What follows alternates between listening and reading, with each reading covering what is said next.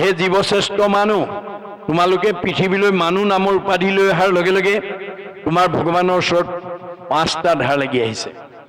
এই 5টা ধাৰ পৰিশোধ কৰিবৰ কাৰণে তোমালোকে প্ৰত্যেক দিনে 5টা যজ্ঞ কৰিব লাগিব। তেতিয়াহে তোমালোকে এই 5টা ধাৰৰ পৰা মুক্ত হ'ব পাৰিবা। এতিয়া আগম বেদৰ মতে 17খন পুৰাণৰ মতে আমাৰ কি ধাৰ খুজিব লাগিব? ঋষি যজ্ঞং, দেৱ যজ্ঞং, ভূত যজ্ঞং, সৰ্বদা নিঃযজ্ঞ, পিতৃযজ্ঞস্য যথা শক্তি ন হাপয়েত। এই 5টা যজ্ঞ, ঋষি যজ্ঞ বেদাদি পাঠ কৰিব লাগিব, দেৱ যজ্ঞ হোম দিব লাগিব, ভূত যজ্ঞ বলি দিব লাগিব, নিঃযজ্ঞ অতিথি সেৱা কৰিব লাগিব, পিতৃযজ্ঞ শ্ৰাদ্ধ দিব লাগিব।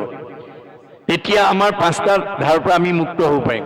কিন্তু গুৰুজনাৰ প্ৰপন্ন শিষ্য মাধৱদেৱ আৱিৰ্ভাৱ হৈ জগতবাসীক ক'লে, হে জীৱশ্ৰেষ্ঠ মানুহ, আমাৰ 17খন পুৰাণৰ বা বেদৰ আগম মতে কোৱাটো 5টা ধাৰ সঁচা, কিন্তু 5টা ধাৰ পৰিশোধ কৰিবৰ কাৰণে যুগ পৰিপন্থী যজ্ঞ আমাৰ প্ৰয়োজন নাই। কাৰণ কলি যুগত যজ্ঞ কৰিলে কোনেও উদ্ধাৰ হ'ব নোৱাৰে। 28,000 ঋষিয়ে যজ্ঞ কৰি বিফল হৈ গৈছে। আমি জানো সফল হ'ম? এই কথা আমি উপলব্ধি কৰিব লাগিব। গতিকে তেওঁ ক'লে যে 5টা ধাৰৰ কথা তেওঁ স্বীকাৰ কৰিছে। পিতৃভূত পতি দেৱ ঋষি কুৰ্হিদৰ, উপজিলে তা সম্ভাৰ ঋণী হুৱে নৰ। হোমে দেৱ ঋণ খোজে তৰ্পণে ঋষি, বলিদানে ভূত শ্ৰাদ্ধ আদিয়ে পিতৃ। সমভাৱে কুৰ্হিদ খবৰ খোজে ঋণ, এহিমতে ঋণী সদা ভূপতি বিহীন। আজিৰ দৰে যি ভাগৱত নুশুনে, শাস্ত্ৰ নপঢ়ে, ঈশ্বৰৰ নাম নলয়, তেওঁলোকে 5টা যজ্ঞ কৰিব লাগিব। যদি আমি ভাগৱত পঢ়িছোঁ, দশম কীৰ্তন, ঘোষা ৰত্নাৱলী, গীতা পঢ়িছোঁ, ঈশ্বৰৰ নাম লৈছোঁ, তেতিয়াহ'লে এই 5টা যজ্ঞৰ আমাৰ প্ৰয়োজন নহয়। কায় বাক্য মন কৰি নিশ্চয় যিজন, মুকুন্দৰ চৰণত পখিল শৰণ। তাৰ খবৰ ঋণ খোজা গৈলন সমস্তৰে, নকৰিও ঋণী আৰু নুহিকিতো নৰে। আমি যদি মুক্তিদাতা ভগৱন্তৰ চৰণত আশ্ৰয় ল'ব পাৰোঁ, শৰণ ল'ব পাৰোঁ, তেতিয়াহ'লে এই 5টা ধাৰৰ পৰা আমি মুক্ত হৈ যাব পাৰিম। সহজ উপায় দিছে দেই, সাৰ্বজনীন সনাতন। শংকৰদেৱৰ ধৰ্মটো হৈছে সাৰ্বজনীন সনাতন, সকলোৱে পালন কৰিব পাৰে। অন্য ধৰ্মবিলাক আনে নোৱাৰে, সেইবিলাকত নিয়ম বান্ধি থোৱা আছে। বৰ্ণাশ্ৰমৰ ধৰ্ম যত যাৰ যেন বিধি আছে, তাৰে সে কেৱল অধিকাৰ। হৰি নামক কীৰ্তনত নাহিকে নিয়ম একো, এতেকে সে ধৰ্ম মাজে সাৰ। গতিকে আন ধৰ্মবিলাকত স্থান, কাল, পাত্ৰ, নিমিত্ৰ, দ্ৰব্য, মন্ত্ৰ এইবিলাক শুদ্ধ হ'ব লাগিব। আজিৰ তাৰিখত কোনোবাই পূজা যজ্ঞ কৰিব পাৰিব, কিন্তু স্থানটো শুদ্ধ হ'ব লাগিব, পাত্ৰ শুদ্ধ হ'ব লাগিব, দ্ৰব্য শুদ্ধ হ'ব লাগিব, মন্ত্ৰ শুদ্ধ হ'ব লাগিব, আৰু সময়মতে কৰিব পাৰিব লাগিব। আপুনি মইনো কোন? মানে বৈদিক যুগত ঋষিমুনি সকলেও দেৱভাষা সংস্কৃত শুদ্ধকে উচ্চাৰণ কৰিব নোৱাৰাৰ কাৰণে আমাৰ বিপদত পৰিছে। আমাৰ ষষ্ঠ স্কন্ধ ভাগৱতত 10টা ঋষিৰ যজ্ঞৰ সম্পৰ্কে দেখুৱাইছে। আপোনালোকে জানে যে ইন্দ্ৰৰ অভিমানত অসন্তুষ্ট হৈ এদিন স্বৰ্গৰ দেৱতাসকলৰ স্বৰ্গৰ পৰা বৃহস্পতি গুৰু গুচি গৈছিল। গুচি যোৱাৰ লগে লগে স্বৰ্গৰ দেৱতাসকলৰ মাজত অথন্তৰ হৈছিল। ইন্দ্ৰই গৈ ব্ৰহ্মাৰ ওচৰত গৈ উপায় বিচাৰিলে যে বৃহস্পতি গুৰু গুচি গৈছে অসন্তুষ্ট হৈ, আৰু এতিয়া স্বৰ্গত অথন্তৰ হৈছে, তুমি কৃপা কৰি মোক উপায় এটা দিয়া। তেতিয়া ব্ৰহ্মাই ক'লে, তেওঁ পুনৰ সন্তুষ্ট হৈ ঘূৰি নহা পৰ্যন্ত তুমি 10টা ঋষিৰ পুত্ৰ বিশ্বৰূপক নি মন্ত্ৰী পাতি ৰাজ্য চলাই থাকা। ব্ৰহ্মাৰ পৰামৰ্শ মতে ইন্দ্ৰই 10টা ঋষিৰ পুতেক বিশ্বৰূপক আনি গুৰু মানি ৰাজ্য চলাই আছে। কিন্তু বিশ্বৰূপৰ এটা চাৰিত্ৰিক বৈশিষ্ট্য আছিল, মাক অসুৰ, বাপেক ঋষি। গতিকে তেওঁ সুবিধা পালে যজ্ঞৰ দ্ৰব্য অসুৰকো দিয়ে, দেৱতাকো দিয়ে। এদিন ইন্দ্ৰৰ চকুত ধৰা পৰাৰ লগে লগে ইন্দ্ৰই ক্ষোভিত হৈ ব্ৰজ মাৰি বিশ্বৰূপক শিৰচ্ছেদ কৰি দিলে। পুত্ৰ বধ কৰাৰ লগে লগে বাপেকে পুত্ৰবধি প্ৰতিশোধ ইন্দ্ৰৰ ওপৰত ল'বৰ কাৰণে যজ্ঞ আৰম্ভ কৰিলে, আৰু ঘৃত আহুতি দি মন্ত্ৰ উচ্চাৰণ কৰি আছে। কি বুলি? ইন্দ্ৰ শত্ৰু নিধন হওক, ইন্দ্ৰ শত্ৰু নিধনক গীতাহুতি কৰি আছে পূৰ্ণাহুতি দিবৰ সময়ত খৰ মন্ত্ৰ উদাত্ত কণ্ঠৰে মানে পূৰ্ণাহুতি দিওঁতে মন্ত্ৰ ভুল হৈ গ'ল কি বুলি ক'লে ইন্দ্ৰৰ শত্ৰু নিধনক ষষ্ঠী বিভক্তি ৰ আখৰ এটা বাঢ়ি গ'ল ৰ আখৰ এটা বাঢ়ি যোৱাৰ লগে লগে মন্ত্ৰ ভুল হৈ গ'ল ইন্দ্ৰৰ শত্ৰু তেওঁ নিজেই তেওঁৰ যজ্ঞস্থলীৰ পৰা উৎপত্তি হোৱা বিদ্যাসুৰে ইন্দ্ৰক মৰাৰ বিপৰীতে ইন্দ্ৰৰ হাতত মৃত্যু হ'ব লগা হ'ল গতিকে গুৰুজনে কৈছে দেৱ ঋষি সমস্তয়ো মন্ত্ৰ শুদ্ধ কৰিব পৰা নাই আমাৰ কলি যুগৰ মানুহে কেতিয়াও নোৱাৰে কলিৰ লোকৰ মতি মলিন অপাৰ আন একো ধৰ্মতো নাহিকে অধিকাৰ সেইকাৰণে আন ধৰ্ম আচৰণ কৰা আমাৰ অধিকাৰ নাই কাৰণ আমাৰ অল্পমতি আমাৰ মলমতি গতিকে কলিৰ লোকৰ মলিন অপাৰ আন একো ধৰ্মতো নাহিকে অধিকাৰ গতিকে আগৰ যুগত ধ্যানে যজ্ঞে পূজাৰে কহিছে যেন ফল হৰিৰ কীৰ্তনে তাকো সাধয়সকল কলি যুগৰ মানুহে ভগৱানৰ নাম ল'লে সমস্ত পুণ্য সাধন হয় যত ফলং সৰ্বতীৰ্থেষু সৰ্বযজ্ঞেষু কীৰ্তিতম তৎ ফলম কৌটি গুণম পুণ্যম ৰাম নাম এব লভ্যতে আগৰ যুগত তপ জপ যজ্ঞ কৰি যিটো ফল পাইছিলে কলি যুগৰ মানুহে নাম ল'লে সমফলৰ অধিকাৰী হয় সহজ উপায় দিলে গতিকে আমি এই আদৰ্শৰে আমি যাতে সমাজখন আমাৰ পৰিৱেশটো আমাৰ উঠি অহা প্ৰজন্মক আমি যাতে আগুৱাই নিব পাৰোঁ গতিকে আমি শাস্ত্ৰ অধ্যয়ন নকৰাৰ কাৰণে আজি আমাৰ সমাজত বহুত মানুহে পূৰ্ব পৰম্পৰাকে ধৰ্ম বুলি আচৰণ কৰি আছে যাৰ কাৰণে শাস্ত্ৰত গুৰুজনাই কৈছে কতো মন্দ মতি শাস্ত্ৰ নকৰে বিচাৰ কৰৈ কৰ্ম ধৰ্ম পূৰ্বপুৰুষ আচাৰ যে আমাৰ সমাজত বহুত মানুহে এই পূৰ্বপুৰুষৰ পৰা আমি এনেকৈ চলি আছো আৰু আমি এইটো এৰিব নোৱাৰো বুলি তাকে ধৰ্ম বুলি আচৰণ কৰিছে শংকৰদেৱে কৈছে পৰম্পৰা ধৰ্ম নহয় পৰম্পৰাটো হৈছে এটা এটা সময়ত মানি চলা নিয়ম ই গতিশীল আমাৰ ইতিহাসে কৈছে যে আমাৰ উপৰি পুৰুষসকল যেতিয়া সভ্যতাৰ বিকাশ হোৱা নাছিল যেতিয়া মানুহে ঘৰ বনাব নাজানিছিল তেতিয়া আমাৰ উপৰি পুৰুষসকল পৰ্বতৰ গুহাত বাস কৰিছিল যেতিয়া কাপোৰ বব নাজানিছিল তেতিয়া গছৰ বাকলি পিন্ধিছিল যেতিয়া জুইৰ ব্যৱহাৰ নাজানিছিল তেতিয়া মানুহে কেঁচা মঙহ খাইছিল যেতিয়া পানী ফিল্টাৰ নাছিল তেতিয়া পুখুৰী নদীৰ পানী খাইছিল আজিকালি খাব জানো নাখায় কিয়নো সভ্যতা বিকাশশীল জগত গতিশীল সময় গতিশীল যুগ গতিশীল জীৱন গতিশীল সুখ দুখ গতিশীল আৰু ধৰ্ম গতিশীল পৰম্পৰাও গতিশীল গতিকে এতিয়া আমি যুগ ধৰ্ম যেতিয়ালৈকে আচৰণ নকৰিম তেতিয়ালৈকে আমি গতি পাব নোৱাৰো এইকাৰণে মাধৱদেৱে জগতবাসীক মিনতিৰে কৈছে শংকৰদেৱে ভাগৱতৰ মাজেদি জগতক আহ্বান জনাইছে তেওঁ অসমত জন্মগ্ৰহণ হ'ল যদিও তেওঁ অসমবাসী বা কোনো জাতি জনগোষ্ঠীক উদ্দেশ্যি ভাগৱত ৰচনা কৰা নাই ভাগৱতৰ যোগেদি তেওঁ বিশ্ববাসীক আহ্বান জনাইছে কি বুলি উবা নৰলোক হৰি ভজি উক ধৰা ইটো উপদেশ এৰা আলজাল জীৱা কটকাল জৰা ভৈল পৰবেশ যে উবা অসমৰ মানুহ উবা ভাৰতৰ মানুহ উবা সংঘ অনাসংঘ বামুণীয়া কীৰ্তনীয়া সত্ৰ সমাজৰ মানুহ বুলি আহ্বান জনোৱা নাই শংকৰদেৱৰ আহ্বানৰ প্ৰতি সঁহাৰি জনাই মহামানৱ মহাত্মা গান্ধীয়ে এটা মন্তব্য কৰি থৈ গৈছে কি বুলি what Sankardev was alone able to do নাও ই ডেজ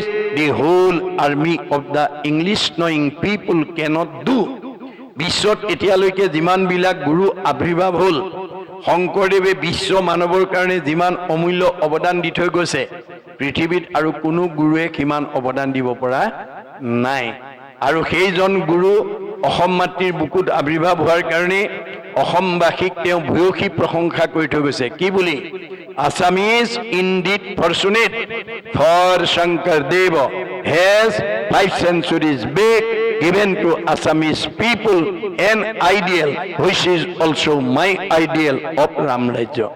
মই যিখন ৰাম ৰাজ্য অসমত প্ৰতিষ্ঠা কৰাৰ মানসেৰে আহিছিলো শংকৰদেৱে 500 বছৰ পূৰ্বতে সেই ৰাম ৰাজ্য অসমত প্ৰতিষ্ঠা কৰি থৈ গৈছে অসমবাসী সঁচাকৈয়ে ভাগ্যৱান কিন্তু আজি আমি অসমৰ মানুহে গুৰুজনাৰ এই আদৰ্শবিলাক শৃংখলাবদ্ধভাৱে সঠিকভাৱে আলোচনা নকৰাৰ কাৰণে আমাৰ একেখন গাঁৱতে দুটা তিনিটা নামঘৰ বা দুখন তিনিখন খেল হৈ আমি বসবাস কৰিব লগা হৈছোঁ। কিন্তু শংকৰদেৱে আমাৰ জাতি বৰ্ণ নিৰ্বিশেষে এখন সমাজ এটা জাতি প্ৰতিষ্ঠা কৰি থৈ গৈছিল। আপোনালোকে জানে প্ৰাক শংকৰী যুগত অৰ্থাৎ শংকৰদেৱ আৱিৰ্ভাৱৰ আগত আমাৰ অসমক অন্ধকাৰ যুগ বুলি কোৱা হৈছিল আৰু অসমৰ মানুহে ধৰ্মৰ নামত অন্যান্য প্ৰাণী বলি দিয়াৰ উপৰি মানুহ বলি দিবলৈ কুণ্ঠাবোধ কৰা নাছিল। তেনে এটা সন্ধিক্ষণত শংকৰদেৱ আৱিৰ্ভাৱ হৈ অসমৰ চাৰিওফালে ঘূৰি চাই দেখিলে অসমত বিভিন্ন জাতি জনগোষ্ঠীৰ মানুহৰ বাসস্থান। এই সকলোবিলাক অমৃতৰ সন্তান। এই আধ্যাত্মিক জ্ঞানটো মই যদি অসমবাসীক দি থৈ যাব নোৱাৰোঁ, অনাগত দিনত এওঁলোক কেতিয়াও একতাৰ দোলেৰে বান্ধ খাব নোৱাৰিব, সমন্বয়ৰ সেতু বান্ধিব নোৱাৰিব। সেইকাৰণে তেওঁ অন্ধকাৰ অসমক পোহৰলৈ আনিবৰ কাৰণে প্ৰথমতে তেওঁ সমাজ সংস্কাৰ পথটোকে হাতত তুলি লৈছিল। কেনেকৈ লৈছিল? দ্বিতীয় স্কন্ধ ভাগৱতত উল্লেখ আছে। কিৰাত কছাৰী খাচী গাৰু মিৰি যবন কংক গোৱাল ধুবাজে তোৰক অসম মূলোক কুবাচ মেল চাণ্ডাল আনুসব পাপী কৃষ্ণ সেৱকৰ সংগত পবিত্ৰ হয় হৰিত একান্তে ভকতি কৰিয়া বৈকুণ্ঠে সুখে চলয়। আজি আপোনালোকৰ এই খঙীয়া ঔগুৰি ঘাটৰ ৰাইজে তিনিদিনীয়াকৈ অনুষ্ঠিত কৰা এই ভাগৱত পাঠ ব্যাখ্যা অনুষ্ঠানলৈকে এই অঞ্চলৰ সকলো জাতি জনগোষ্ঠীৰ মানুহ, সকলো সম্প্ৰদায়ৰ মানুহ, সকলো ধৰ্মৰ মানুহে আহি ইয়াত ভাগৱত শুনি বৈকুণ্ঠৰ পথ প্ৰশস্ত কৰিব পাৰে, তাত কোনো বাধা নাই। সেইকাৰণে শংকৰদেৱে সকলো জাতি জনগোষ্ঠীৰ পৰা ভকতক সংস্কাৰ কৰি আনি এখন জাতি বৰ্ণ বৈষম্য সমাজ প্ৰতিষ্ঠা কৰি চিনাকি কৰি থৈ গৈছিল আৰু কৈছিল, হেৰা ভকতসকল, এয়া মই তোমালোকৰ মাজলৈ আজি গাৰুৰ ভকত আনিছোঁ দেই। কেনেকৈ সংস্কাৰ কৰি আনিছিল? ভগৱন্তৰ হাজাৰটা নামৰ পৰা এটা এটা নাম দি সংস্কাৰ কৰি লৈ আহিছিল আৰু সমাজক চিনাকি কৰি দিছিল। এয়া মই গাৰুৰ ভকত তোমালোকৰ মাজলৈকে আনিছোঁ, এওঁক আজিৰ পৰা তোমালোকে গাৰু বুলি ঘৃণা নকৰিবা, এওঁ ঈশ্বৰৰ অমৃতৰ সন্তান, এওঁক তোমালোকে আজিৰ পৰা গোবিন্দ আঁতৰি বুলিবা। এয়া মই নগাৰ ভকত আনিছোঁ, এওঁক আজিৰ পৰা তোমালোকে নৰোত্তম আঁতৰি বুলিবা। এয়া মই যবনৰ ভকত আনিছোঁ, এওঁক আজিৰ পৰা তোমালোকে জয় হৰি আঁতৰি বুলিবা। এয়া মই কাৰ্বিৰ ভকত আনিছোঁ, এওঁক আজিৰ পৰা তোমালোকে ভোলাই আঁতৰি বুলিবা। এয়া মই জয়ন্তীয়াৰ ভকত আনিছোঁ, এওঁক আজিৰ পৰা তোমালোকে মাধৱ আঁতৰি বুলিবা। এয়া মই হীৰাৰ ভকত আনিছোঁ, এওঁক আজিৰ পৰা তোমালোকে মথুৰা দাস আঁতৰি বুলিবা। এয়া মই আহোমৰ ভকত আনিছোঁ, এওঁক আজিৰ পৰা তোমালোকে নৰহৰি আঁতৰি বুলিবা। এয়া মই কছাৰীৰ ভকত আনিছোঁ, এওঁক আজিৰ পৰা তোমালোকে বলাই ৰমাই বুলিবা। এয়া মই মিচিঙৰ ভকত আনিছোঁ, এওঁক আজিৰ পৰা তোমালোকে পৰমানন্দ আঁতৰি বুলিবা। এয়া মই দেউৰীৰ ভকত আনিছোঁ, এওঁক আজিৰ পৰা তোমালোকে বৈকুণ্ঠ আঁতৰি বুলিবা। এয়া মই কৈৱৰ্তৰ ভকত আনিছোঁ, এওঁক আজিৰ পৰা পূৰ্ণানন্দ আঁতৰি বুলিবা। এয়া মই বনিয়াৰ ভকত আনিছোঁ, এওঁক আজিৰ পৰা তোমালোকে হৰিদাস আঁতৰি বুলিবা। এয়া মই কোচৰ ভকত আনিছোঁ, এওঁক আজিৰ পৰা তোমালোকে মুৰাৰী আঁতৰি বুলিবা। এয়া মই কলিতাৰ ভকত আনিছোঁ, এওঁক আজিৰ পৰা তোমালোকে গোপাল আঁতৰি বুলিবা। এয়া মই ভটিয়াৰ ভকত আনিছোঁ, এওঁক আজিৰ পৰা তোমালোকে দামোদৰ আঁতৰি বুলিবা। এয়া মই নাপিতৰ ভকত আনিছোঁ, এওঁক আজিৰ পৰা নাৰায়ণ ঠাকুৰ এটা বুলিবা। এয়া মই তিৱাৰ ভকত আনিছোঁ, এওঁক আজিৰ পৰা তোমালোকে সুদাম আঁতৰি বুলিবা। এয়া মই কায়স্থৰ ভকত আনিছোঁ, এওঁক আজিৰ পৰা তোমালোকে সতাই আঁতৰি বুলিবা। এয়া মই মুছলমানৰ ভকত আনিছোঁ, এওঁক আজিৰ পৰা তোমালোকে শ্যাম কাই আঁতৰি বুলিবা। তাৰ পৰা অপ্ৰবংশ হৈ চান্দখাই হৈছে। এয়া মই ব্ৰাহ্মণৰ ভকত আনিছোঁ, এওঁক আজিৰ পৰা অনন্ত কণ্ডলী সাৰ্বভৌম ভট্টাচাৰ্য বুলিবা। এই ধৰণে সকলো জাতি জনগোষ্ঠীৰ পৰা ভকতক সংস্কাৰ কৰি আনি বৰ্ণ বৈষম্যহীন এখন জাতি প্ৰতিষ্ঠা কৰি উল্লেখ কৰি থৈ গৈছে। কি বুলি? অহৰিক ভজয় যিটো তাকে বোলে জাতি কৃষ্ণত বিমুখ যিটো সেহিহে অজাতি ঈশ্বৰক ভজিলে জাতি ঈশ্বৰক নভজিলে অজাতি চৈতন্যপন্থীও কৈছে মুচিও খুচি হয় যদি হৰিক ভজে খুচিও মুচি হয় যদি হৰিক তেজে মাধৱদেৱে ঘোষাত লিখিছে ৰাম বুলি তৰে মহা মহা অন্ত জাতি যিটো নাম নলৱে হীনতো হীন আতি এই কথা আমাক দি থৈ গৈছে এইবিলাকৰ মাজেদি আমি যাতে সমাজখন ভক্তিমুখী কৰিব পাৰোঁ আধ্যাত্মিকমুখী কৰিব পাৰোঁ তেতিয়াহ'লে আমি ইয়াতে বৈকুণ্ঠৰ সুখ স্বৰ্গৰ ভোগ আমি লাভ কৰিব পাৰিম এয়া গুৰুজনৰ দৰ্শন তাৰপিছত ক'লে যে কৈছে যে সৃষ্টিৰ কেৱলে থাকন্ত হৰি একে ব্ৰহ্মতত্ত্ব কি মতে স্ৰজন্ত কৃষ্ণে ইটো ত্ৰিজগত যে তেওঁ একমাত্ৰ তত্ত্বৰূপে কেনেকৈ থাকি এই স্বৰ্গমত্য পাতাল সৃষ্টি কৰিছে মোক কোৱা এই কথা শুনিবাকো মূৰ বৰ চিত্ত কহিউক ঋষি তুমি কৃষ্ণৰ চৰিত্ৰ এই কথাখিনি শুনিবৰ কাৰণে মোৰ আগ্ৰহ হৈছে মোক এই কথাখিনি তুমি কোৱা যি মতে স্ৰজন্ত ইটো অনাদি পাতন যেন মতে স্বৰ্জে ব্ৰহ্মা আদি দেৱগণ এই অনাদি পাতন জগতখন তেওঁ কেনেকৈ সৃষ্টি কৰিলে আৰু ব্ৰহ্মা আদি দেৱতাসকল তেওঁ কেনেকৈ সৃষ্টি কৰিলে যেন মতে সাতো স্বৰ্গ কৰন্ত নিৰ্মাণ সাতখন স্বৰ্গ তেওঁ কেনেকৈ নিৰ্মাণ কৰিলে যেন মতে স্ৰজন্ত পাতাল সাতোখান আৰু সাতখন পাতাল তেওঁ কেনেকৈ সৃজন কৰিলে সপ্তদ্বীপা বসুমতী সপত সাগৰ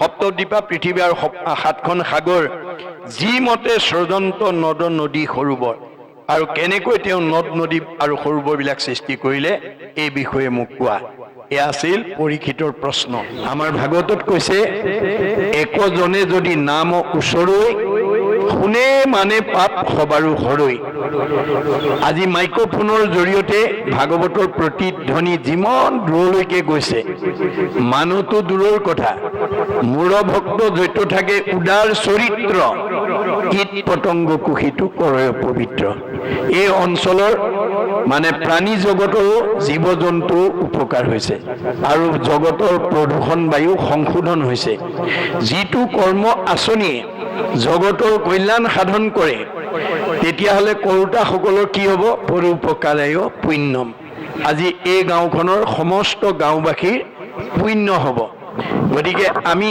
অনাগত দিনত এনেকুৱা ধৰ্ম কৰ্ম কৰিলে বা কোনো ঈশ্বৰৰ গুণলীলা ধৰ্মালোচনী সভা আদি পাতিলে আমি নিজৰ গৃহত হওক নামঘৰত হওক সামাজিকভাৱে হওক আমি মাইক্ৰফোন ব্যৱহাৰ কৰিব পাৰিলে ভাল হয় কাৰণ আমাৰ ভগৱন্তৰ নাম যিমান আমি প্ৰচাৰ প্ৰসাৰ কৰিম সিমানেই আমাৰ গাঁওখনলৈ মংগল নামি আহিব পুণ্য নামি আহিব গতিকে উদ্ধৱক ক'লে তুমি এই কাৰ্যসূচী আৰু তোমাৰ জীৱনশৈলীৰ যিমানবিলাক প্ৰয়োজনীয় দিশ মই সব তোমাৰ কাৰণে দি থৈ আহিছোঁ তোমাৰ কাৰণে পুণ্যভূমি প্ৰতিষ্ঠা কৰি থৈ আহিছোঁ তোমাৰ কাৰণে সত্ৰ প্ৰতিষ্ঠা কৰি থৈ আহিছোঁ তোমাৰ কাৰণে বৈকুণ্ঠ প্ৰতিষ্ঠা কৰি থৈ আহিছোঁ আৰু প্ৰয়াণৰ পিছত মই তোমাৰ মাজতে থাকিম নিশ্চয় কৰি কহোঁ শুনা সাৱধানে তুমি ভকত যি স্থানে থাকে সেই পুণ্য ভূমি আজি এখন পুণ্যভূমি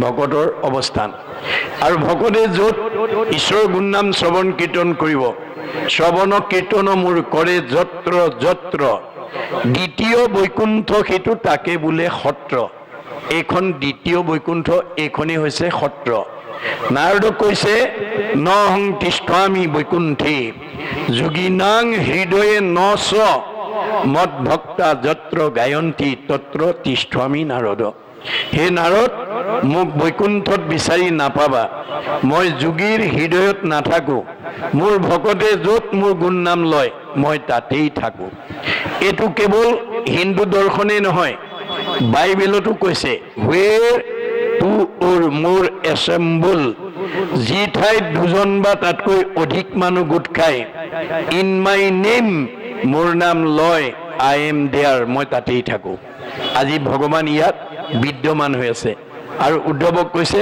প্ৰয়াণৰ পিছত মই তোমাৰ মাজত থাকিম। ক'ত থাকিম? তিৰুদ্ধায় প্ৰবিষ্টু অয়ম শ্ৰীমৎ ভাগৱত নৰ্বম তে নয় বাংময় মূৰ্তি প্ৰত্যক্ষ বৰ্ততে হৰৈ শ্ৰৱণাত সেৱনাত দৰ্শনাত পাঠাত পাপনাশিনী। মই প্ৰয়াণৰ পিছত শব্দ ব্ৰহ্ম বাক্য ব্ৰহ্ম ৰূপে ভাগৱতত থাকিম। সেই ভাগৱত যদি সেৱা কৰিব পাৰা, সেই ভাগৱত যদি দৰ্শন কৰিব পাৰা, সেই ভাগৱত যদি শুনিব পাৰা আৰু সেই ভাগৱত যদি পঢ়িব পাৰা, তোমাৰ সব পাপ মই নাইকিয়া কৰি দিম। কি পাপ নাইকিয়া কৰিব? পাপ আমি দেখুৱাই দিয়া বস্তু নহয়, আমাৰ মনৰ কিছুমান বেয়া গুণৰ সমষ্টি। দাৰ্শনিক পণ্ডিতৰ অভিমত কুবুদ্ধি, অসৎ চিন্তা, অসৎ ভাৱনা, অসৎ পৰিকল্পনা, কুসংস্কাৰ, অন্ধবিশ্বাস, মনৰ সংকীৰ্ণতা, কুপৰম্পৰা, এই বেয়া ভাৱবিলাক যাৰ মনত থাকিব তাৰ চিন্তা কৰ্মবিলাক বেয়া হ'ব। গতিকে এই পাপ ভাৱবিলাক আমি ভাগৱত শুনাৰ লগে লগে ই নাইকিয়া হৈ যাব। ভিদ্যতে হৃদয় গ্ৰন্থি ছিদ্যতে সৰ্বসংশয়, এই সকলোবিলাক নাইকিয়া হৈ যাব। সেইকাৰণে আমি ভাগৱত শুনিবৰ কাৰণে, পঢ়িবৰ কাৰণে আমি সদায় চেষ্টা কৰিব লাগিব, যত্ন কৰিব লাগিব। গতিকে সমস্ত বেদ বেদান্তৰ সাৰ হৈছে ভাগৱত। গতিকে ভাগৱততে জীৱনশৈলীৰ সকলো দিশ অন্তৰ্নিহিত হৈ আছে। এইবিলাক মাত্ৰ একোটা একোটা কাহিনী, উপকাহিনীৰ মাজেদি আমাক দেখুৱাই আছে। পৰীক্ষিতে শুকক কৰা প্ৰশ্নৰ জৰিয়তে আমাক দেখুৱাইছে যে আমি কিবা এটা মানুহক প্ৰশ্ন কৰোঁতে বা এটা কিবা কওঁতে আমি সাৱধান হ'ব লাগিব, যাতে মোৰ প্ৰশ্নটো শুনিলে যাতে আনৰ উপকাৰ হয়, মই কৰা প্ৰশ্নটোৱে যাতে আনৰ উপকাৰ কৰিব পাৰে, মই কোৱা কথাটোৱে যাতে আনৰ উপকাৰ কৰিব লাগে। কেতিয়াও অপকাৰ কৰা কথা ক'ব নালাগিব, কেতিয়াও আনৰ অমংগল হোৱা প্ৰশ্ন আদি কৰিব নালাগিব। সেইকাৰণে তেওঁ কৈছে যে সুধিলাহা কথা ইটো পৰম গুপুত, তুমি বৰ গুপুত প্ৰশ্ন কৰিলা। সৃষ্টি স্থিতি লয় মাধৱৰ মুখ্য লীলা, আপোনো তৰিলা তুমি আনকো তাৰিলা। গতিকে এই সৃষ্টি স্থিতি প্ৰলয় হৈছে মাধৱৰ গুণলীলা। এইবিলাক যেতিয়া আমি শুনিম, এইবিলাক যেতিয়া আমি পঢ়িম, তেতিয়াহ'লে আমাৰ কি হ'ব? পাপবিলাক নাশ হৈ যাব, পাপ নাশ হৈ যাব। গতিকে এতিয়া তুমি এই প্ৰশ্নৰ জৰিয়তে তুমি নিজেও তৰিলা আৰু জগতকো তাৰিলা। কৃষ্ণৰ চৰণে তুমি পৰম ভকত, যদ্যপি জানিতে হোৱা আপুনি শকত। তুমি যদিও ভকত হিচাপে সকলো জানা, তথাপিও তুমি পুনৰ জানিবৰ কাৰণে বা আনৰ উপকাৰ কাৰণে এই প্ৰশ্ন কৰিছা। তথাপিও পুছিলা লোকৰো উপকাৰে। পৰীক্ষিতে জানে, কিন্তু আনৰ উপকাৰ হ'বৰ কাৰণে আমি প্ৰশ্নটো তেওঁ কৰিছে। যে আপুনিও কেতিয়াবা দেখিছে যে লগৰ বন্ধু বান্ধৱেই হওক বা কোনো এখন সমাজেই হওক, কোনো এটা অনুষ্ঠান প্ৰতিষ্ঠান বিপদগামী হৈছে, তেতিয়া আপুনি তাক শুদ্ধ পথলৈ আনিবৰ কাৰণে প্ৰয়োজন হ'লে প্ৰশ্ন উত্থাপন কৰি যাতে তেওঁলোকৰ ভুলবিলাক আমি সংশোধন কৰি দিব পাৰোঁ, অনুষ্ঠানটো যাতে আমি সজীৱ কৰি ৰাখিব পাৰোঁ, তাৰ কাৰণে আমি গুৰুত্ব দিব লাগিব। আমি কেতিয়াও ভাঙোনমুখী চিন্তা কৰিব নালাগিব। আমি সদায় কনষ্ট্ৰাকটিভ গঠনমুখী চিন্তাত আমাক ভগৱানে দিয়া প্ৰতিভাবিলাক আমি প্ৰয়োগ কৰিব লাগিব। গতিকে আমাক ভগৱন্তই সকলোকে দমগুণ দিছে। কোনোবাই প্ৰয়োগ কৰি ভগৱানৰ পৰা সুখ আৰু শান্তিত আছে, আৰু কোনোবাই প্ৰয়োগ কৰিব নাজানি দুখ বেদনাত ভুগিছে। তাৰ কাৰণে ভগৱন্ত দায়ী নহয়। উদ্ধৱক কৈছে মই দমগুণ চবকে দি থৈ আহিছোঁ। কৰ্ণে শুনা কৃষ্ণ কথা, মুখে বোলা ৰাম, যিটো হস্ত দুই মাত্ৰ মোৰে কৰে কাম, মূৰৰ উপচিন্তনত মনে কৰে শ্ৰম, জানিবা উদ্ধৱ বন্ধু তাকে বোলে দম। এই দম গুণটো আমাৰ প্ৰত্যেককে দিছে। আমি কাণেৰে ৰাতিপুৱা শুই উঠাৰ পৰা গধূলা হোৱালৈকে ঈশ্বৰৰ কথা শুনিব লাগে, মুখেৰে ঈশ্বৰৰ কথা ক'ব লাগে, ভৰিকেইটা ঈশ্বৰৰ ঠাইলৈ যাব লাগে, আৰু হাতকেইখনে ঈশ্বৰ কৰ্ম কৰিব লাগে। মই আৰম্ভণিটো কৈছোঁ, আকৌ প্ৰসংগত কৈছোঁ, আপোনালোকৰ এইখন গাঁৱৰ যুৱক যুৱতী আই বাপৰ এই 3টা দিনত অক্ষয় পুণ্য অৰ্জন কৰা এটা সৌভাগ্য আহিছে। গতিকে ভগৱন্ত স্বৰূপ ভক্তসকলৰ সেৱা শুশ্ৰূষা যাতে নিখুঁতভাৱে আপোনালোকে কৰিব পাৰে, তাৰ কাৰণে প্ৰত্যেকেই শাৰীৰিক মানসিক বৌদ্ধিক আৰ্থিকভাৱে যদি অকণমান ত্যাগ কৰি এটা খোজ দিব পাৰে, তাৰ প্ৰতিটো খোজৰ মূল্য হ'ব পদে পদে অশ্বমেধ ফলং প্ৰাপ্নোতি নিত্যস্য। ধন সকলোৱে উপাৰ্জন কৰিছে, কিন্তু ব্যৱহাৰ কৰিব নজনাৰ কাৰণে বহুতে ধনৰ কাৰণেই নিজৰ জীৱনটো বিসৰ্জন দিব লগা হৈছে। সেইকাৰণে গীতাত অৰ্জুনক পৰশলেৰে কৈছে, শুনা ধনঞ্জয়, ধন নহ'লে কাৰ্য নিসিজয়। মই তোমাক ধনটো সৎকাম কৰিবৰ কাৰণে দিছোঁ আৰু জীৱনৰ নিৰাপত্তাৰ কাৰণে দিছোঁ। মই দিয়া ধন থাকি যদি তুমি উগ্ৰপন্থীৰ বলি হ'ব লগা হয়, চোৰ ডকাইতে যদি তোমাক ঘৰৰ ভিতৰতে মাৰি থৈ যাব লগা হয়, ধনৰ কাৰণে যদি তুমি বিপদগ্ৰস্ত হ'ব লগা হয়, তেতিয়াহ'লে ধন উপাৰ্জনৰ সাৰ্থকতা ক'ত? কেনেকৈ ধন উপাৰ্জন কৰিব লাগে, কেনেকৈ তাক ব্যয় কৰিব লাগে, মই ভাগৱতত লিখি থৈ আহিছোঁ। ন্যায় উপাৰ্জিত বিত্ত শুদ্ধ আতিশয়, সেই বিত্তে ভগৱন্তক পুজিবে লাগয়। আমি সৎভাৱে উপাৰ্জন কৰা ধনেৰে আমি ঈশ্বৰ কামত ব্যৱহাৰ কৰিব লাগে। অসৎ ধন আনি আপুনি ঈশ্বৰ সেৱাত লগালে ঈশ্বৰে গ্ৰহণ নকৰে, কাৰণ ভগৱন্তই মানে সঁচা মিছা শুদ্ধ অশুদ্ধ বাচিবৰ কাৰণে আমাৰ প্ৰত্যেকৰ লগতে 14জন সাক্ষী আৰু 2জন কেৰাণী নিয়োগ কৰি থৈছে। আমাৰ শাস্ত্ৰত উল্লেখ আছে, 14 ভুৱনে লোক আছে যত মানে, সবাহাৰে ন্যায় নীতি দেখে বিদ্যমানে। চিত্ৰগুপ্ত নামে 2 লিখকৰ নিৰ্ভয়, সবাহাৰে পাপ পুণ্য তেৰেজ কৰয়। গুপুত পাপক গুপ্ত লিখকে লিখয়, দেখা মানে পাপচিত্ৰ লিখন্ত নিশ্চয়। 14জন সাক্ষীত আৰু থাকয় লগত, ভান দিবে নোৱাৰে পাপ পুণ্য আছে যত।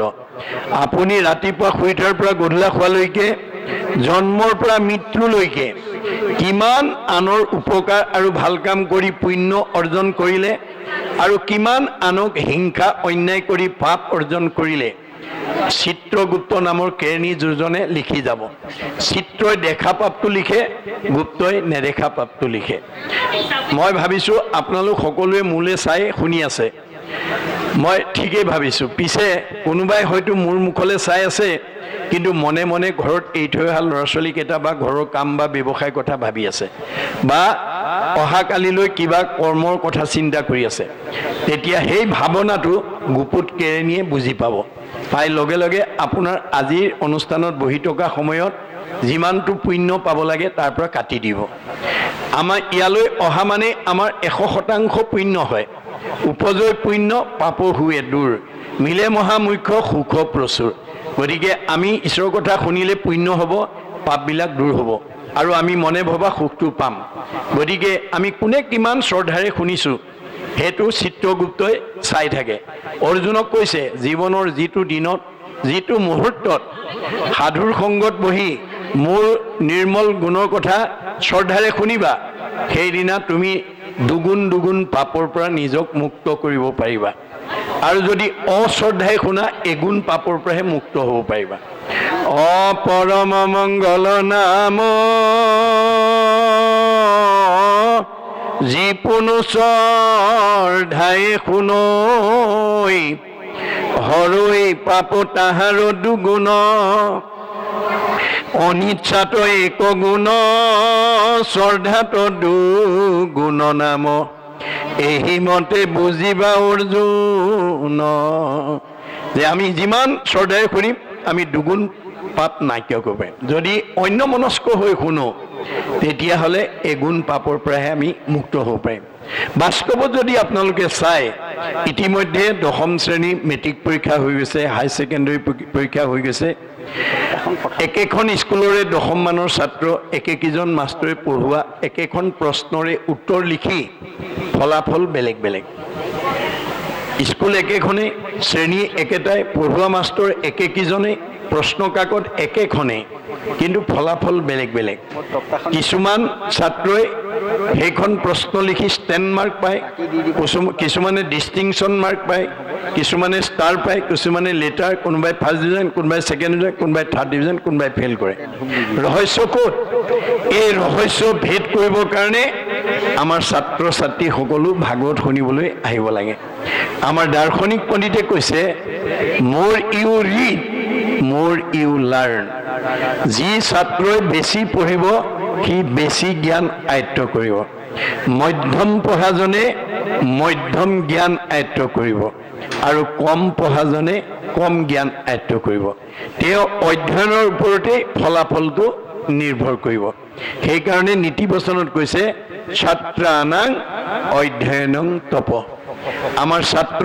জীৱনত অধ্যয়নেই আমাৰ তপস্যা ৰূপে ল'ব লাগে গতিকে আমাৰ ভাগৱতৰ মাজেদি আমাৰ জীৱনশৈলীৰ সকলো দিশবিলাকৰ কথা আমি কৈ আছে গতিকে আমি সেই অনুপাতে আমি কাম কৰিব লাগিব আৰু এই পাপ পুণ্যৰ টোপোলাটো আমি কোনদিনা লৈ যাম যিদিনাখন আমাৰ কাল নামৰ সাপটোৱে শেষ খুঁটটো মাৰিব আমাৰ কাল নামৰ সাপটো প্ৰত্যেকৰ পিঠিত চুপ লৈ আছে বুলি ভাগৱতে কৈছে কাল সৰ্পে চুম্পিয়া আশয় পৃষ্ঠ ভাগে চেগচাই কোনোদিনা ধৰিবেকৰ লাগে কোনোমতে নৰৱে নেৰাৱে টানৰ হাত কৃষ্ণত ভকতি যেবে নকৰে সাক্ষাৎ আজিৰ দৰে যদি আমি কৃষ্ণ কথা নুশুনো নকওঁ নাগাওঁ তেতিয়া আমি কোনেও কাল নামৰ সাপটোৰ পৰা নিজক উদ্ধাৰ কৰিব নোৱাৰিম গতিকে আমাৰ এই ভগৱন্তৰ কথা আমি শুনিব লাগিব আৰু সেইদিনা আমি যিমান পকা ঘৰ বনালোঁ গাড়ী মটৰ কিনিলোঁ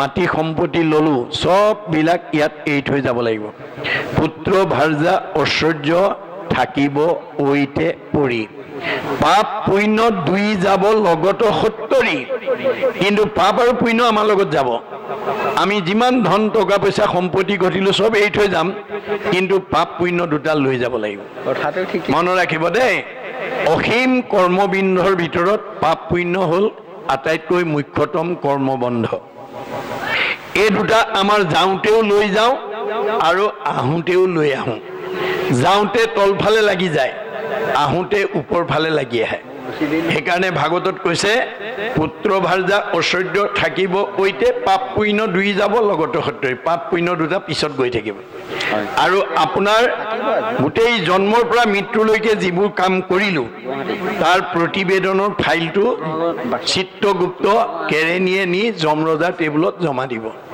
আৰু তাৰ লগত কোন যাব আমাৰ এই 24 তত্ত্বৰ দৃশ্যমান দেহটো ইয়াতে পৰি থাকিব মাটিত পৰি থাকিব কাষ্ঠ যেন থাকিবেকো মাটিটো পৰিয়া আমাৰ নামধাৰী দেহটো কাঠপৰা দি পৰি থাকিব ইয়াৰ পৰা এটা নতুন দেহ ওলাই যাব তাক সূক্ষ্ম দেহ বা লিংগ দেহ বুলি কৈছে ভাগৱতে ইংৰাজীত কৈছে ডিজায়াৰ বডি বাসনা কঢ়িয়াই নিয়া দেহ এইটো আনচিন ইয়াক চকুৰে দেখা নাপায় এতিয়া একাদশ ইন্দ্ৰিয় আৰু পাঁচোটা বিষয় লিংগ দেহ বুলি তাক জানিবা নিশ্চয় এই 16টা তত্ত্বৰ দেহটোকে লিংগ দেহ বা সূক্ষ্ম দেহ বুলি কৈছে গতিকে এই দেহৰ লগত আমাৰ গোটেই জন্মৰ পৰা মৃত্যুলৈকে কৰা কৰ্মৰ খতিয়ানৰ প্ৰতিবেদনৰ ফাইলটো নি যমৰজাৰ টেবুলত জমা দিব যমৰজাই খুলি জমা খৰচ উলিয়াব জমা মানে পুণ্য খৰচ মানে পাপ যদি পুণ্যৰ টোপোলা বেছি হয় আপগ্ৰেড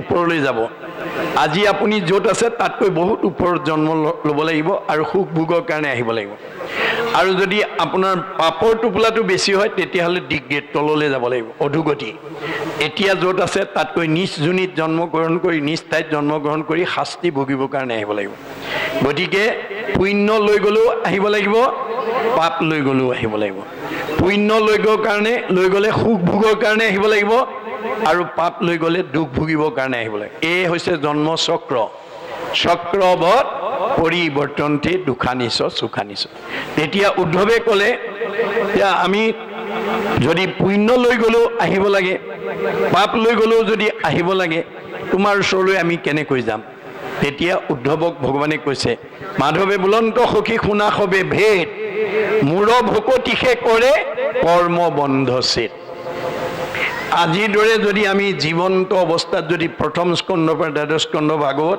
শুনা বা পঢ়াৰ যদি সৌভাগ্য ল'ব পাৰোঁ আমাৰ জীৱনটোৰ পাপ পুণ্য প্লাছ মাইনাছ 0 হৈ যাব।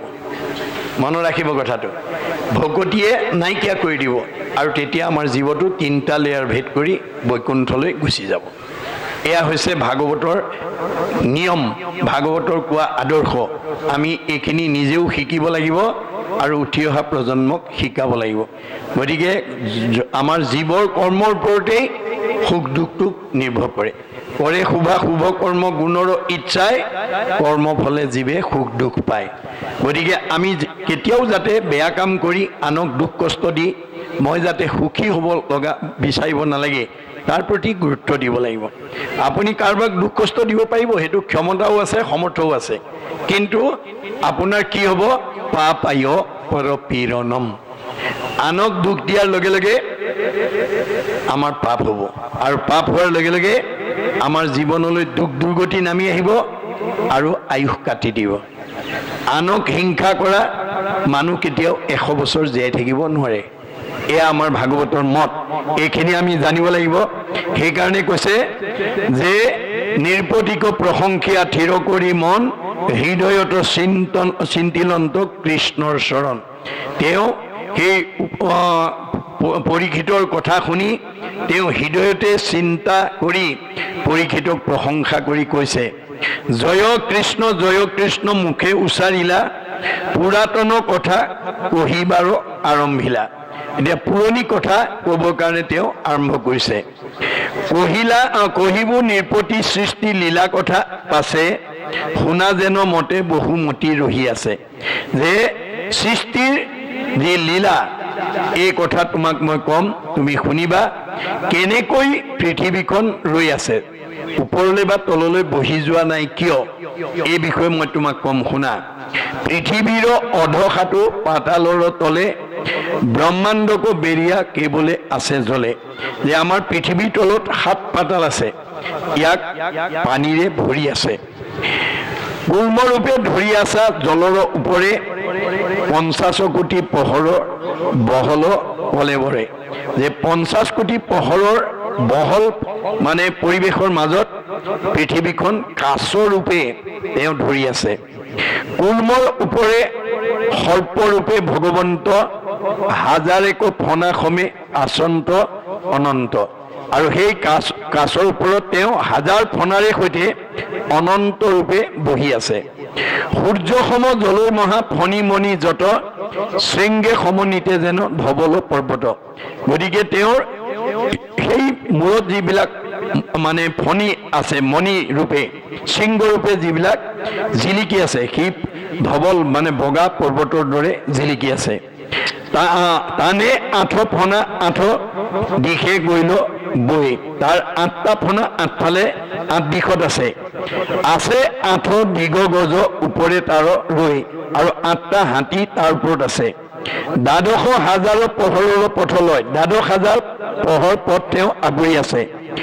দেৱাসুৰ নাগগণে পূজন্ত সদায়, দেৱতা আৰু নাগবিলাকে সেই তেওঁক সদায় পূজা কৰি আছে।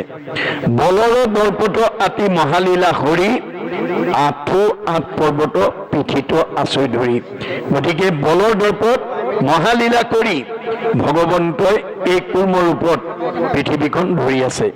পৰ্বতৰ ওপৰত শশাগৰা মহি, যেন চাংগ ধান আলাগতে আছে ৰহি।